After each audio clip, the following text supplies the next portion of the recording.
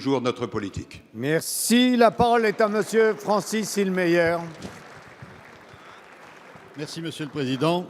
Ma question s'adresse à Madame la ministre de la Décentralisation et de la Fonction publique. La loi NOTRe instaure de nouvelles règles en matière de regroupements intercommunaux, principalement le seuil minimum de 15 000 habitants, hormis quelques règles dérogatoires. Ces intercommunalités devront s'organiser autour d'un nouveau bassin de vie. Force est de constater que certaines intercommunalités, avec des ressources suffisantes et un bon fonctionnement, seront contraintes, contre la volonté des populations et de leurs élus, de fusionner avec plus grandes qu'elles. Ainsi, l'élaboration des schémas départementaux de coopération intercommunale rencontre de réels obstacles. De nombreuses dissensions se sont faites jour dans plusieurs communautés de communes, telle la communauté de communes Porte-de-France-Rhin-Sud dans ma circonscription, qui pourrait éclater en 3 directions.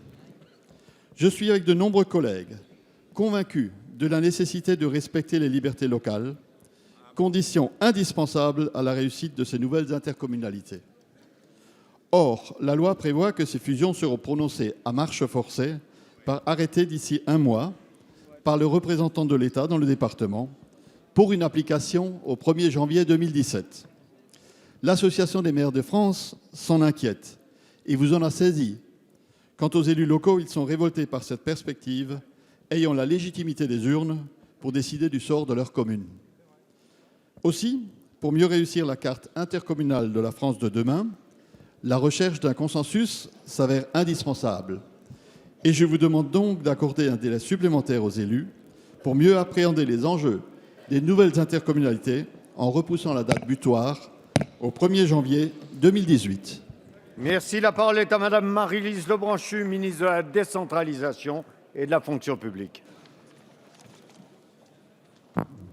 Merci, Monsieur le Président, Mesdames et Messieurs les députés, Monsieur le député Hilmeyer. C'est vrai que ce n'est pas facile, mais la loi a été votée dans cette Assemblée. Elle a également été votée par la majorité au Sénat avec un objectif qui est simple et que nous avons partagé. Lutter contre les doublons, provoquer des mutualisations, essayer de répondre aux demandes de services de nos concitoyens en mettant nos forces en commun sur chacun des territoires pour avoir une égalité ou une équité en tout cas du service public. C'est bien le fait générateur de cette nouvelle carte intercommunale. Dans la majorité des départements, les préfets ont présenté un projet qui a été discuté. Il y a encore quelques cas de difficulté, mais même dans votre département, vous voyez, le préfet a proposé 8 établissements intercommunaux. On voit que fleurit une proposition de 7 intercommunalités au lieu de 8.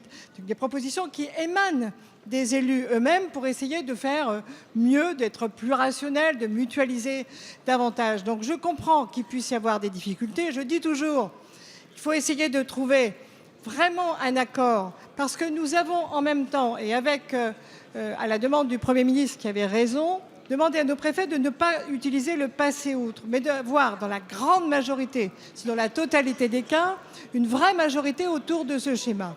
Alors si on peut encore avoir un amendement ou 2, c'est possible dans votre département. Moi, je suis à votre disposition pour regarder, même si j'évite de rentrer comme une sorte de médiateur entre un préfet qui fait très bien son travail et les maires.